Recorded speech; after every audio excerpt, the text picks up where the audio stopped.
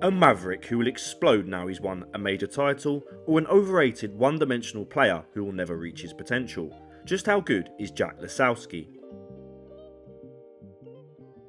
As we can see from Jack's centuries per season graph, for a player who's won only one major title and isn't consistently in the world's top 16, his centuries scoring is really good. His personal best of 43 centuries in a season, in the 18-19 season and in 24-25, is approaching the levels that the very elite possess, and 364 centuries in total across his career means he's on a clear trajectory to surpass 500, which would again put him very close to the elite. Another metric that shows his quality of break building is the fact he scores a 50 plus break every 2.99 frames, which puts him below the threshold of 3, which I consistently quote as the elite level, which really surprises me. For the record, Jack Lisowski scores a 50 plus break more frequently than Shaun Murphy, Mark Williams, Barry Hawkins and Stuart Bingham, who are all multiple major ranking event winners, and 3 of the 4 are former world champions. This highlights just how good Jack Lisowski's break building is. He's one of the very best in the game, and it's a truly elite part of his arsenal. The eye test also helps Jack. Stephen Hendry has often said that watching Jack Lisowski is like a mirror image of watching Ronnie O'Sullivan, as Jack is a left-hander,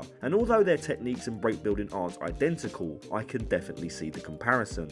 I just want to take a second to actually congratulate Jack Lisowski for winning his first title. He probably won't see this video, but I for one am over the moon that he's finally won a big event, and I think you will all join me in this sentiment. Also, thanks guys for your continued support. Make sure you hit the like button, subscribe if you're new, and look out for the Steve Davis analysis video which you voted for recently.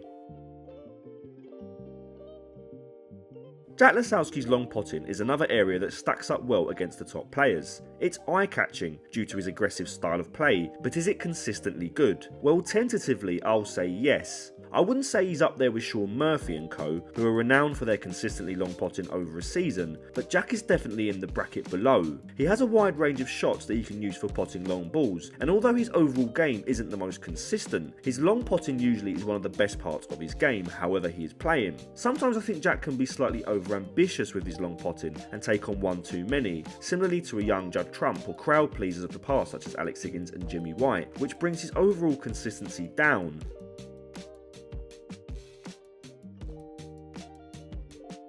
Having just watched the Northern Ireland Open final in its entirety last Sunday, I was taken aback at the openness of the game, which at times was due to Jack's safety game being very open and sometimes very slack.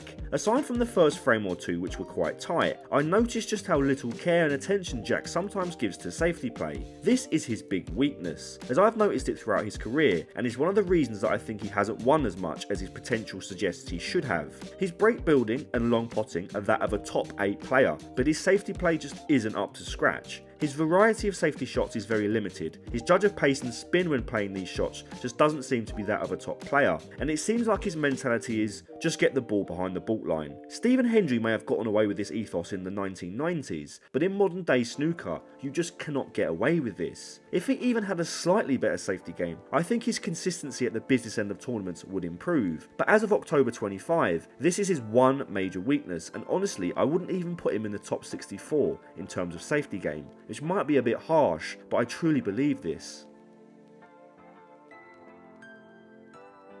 Jack's temperament is difficult to analyse.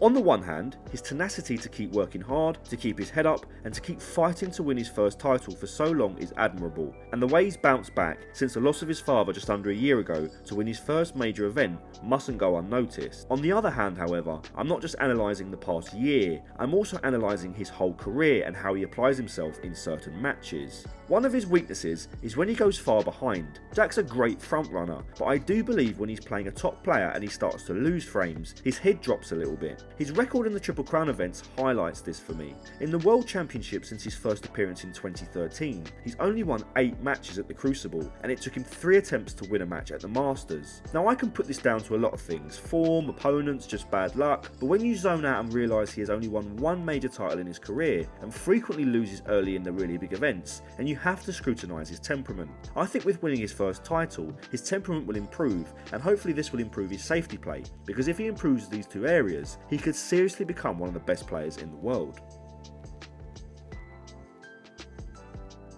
It would be unfair to compare Jack to players such as the class of '92, as he is 15 years younger than them and has won far less. So I will compare Jack to players of a similar age or players who have roughly been ranked similarly to him throughout his career so far. Jack Lisowski 9, Judd Trump 16. Jack Lisowski 8, Kyren Wilson 9. Jack Lisowski 1, Ding Junhui 3. Jack Lisowski 6-all with Ali Carter. Jack Lisowski 4, Barry Hawkins 6. And Jack Lisowski 6, Luca Brazil 3, drawn 1. So as we can see, Jack has a negative ratio against Trump, Kyren Wilson and Ding, but not by a huge margin, especially where Wilson and Ding are concerned. He fares well against Ali Carter and Luca Brazil, but has a slightly poor ratio against Barry Hawkins. For me, this is the enigma of Jack Lisowski, able to beat anyone and everyone, but consistency seems to be the key word here. And consistency is where I'm judging Jack. If he played his peak form every week, I would be comparing him to Kyren Wilson and Zhao Xintong. However, his big gaps in his career and the fact that he isn't always at the business end of tournaments hurts him overall. He's one of the most exciting players to watch, and I think that the whole snooker community is elated that he has finally won a major title. But if he is to go on and win more, I think he needs to sharpen his safety play, improve his temperament slightly, and if he does this, his competitiveness in head-to-heads will improve and you'll see a well-rounded top 8 player. So let's rank him then overall. Break building, 9 out of 10. Elite. Long potting, 8 out of 10. He's definitely in the top 16. Safety play, 5 out of 10. This is the lowest I've given anyone, and I really believe that Jack Lisowski's safety play is this poor. Temperament, 6.5 out of 10. Not the worst, but definitely not the best. And head-to-heads, 6.5 out of 10, which give him a total of 35 out of 50. Now, just to touch on this, I think if his temperament improved, his safety play would also improve, and therefore his head-to-heads would improve. So then you would actually see Jack at a higher level. But 35 out of 50 puts him in a top 16 class, which when you think he's currently not ranked in the top 16, I think it's fair for him overall. His break building and long potting make him one of the most attacking and aggressive players on tour, but his lack of quality in the safety department really hurts him. I think 5 out of 10 again is fair, because I've never watched a game with Jack where his safety play has impressed me, which is his real big blight. If he could even improve by a slight amount, you'd see Jack win more tournaments. So what do you think? How happy are you that Jack has won a major event finally? Do you think he could go on to win multiple titles? Let me know down below, and don't forget to like and subscribe. Cheers guys.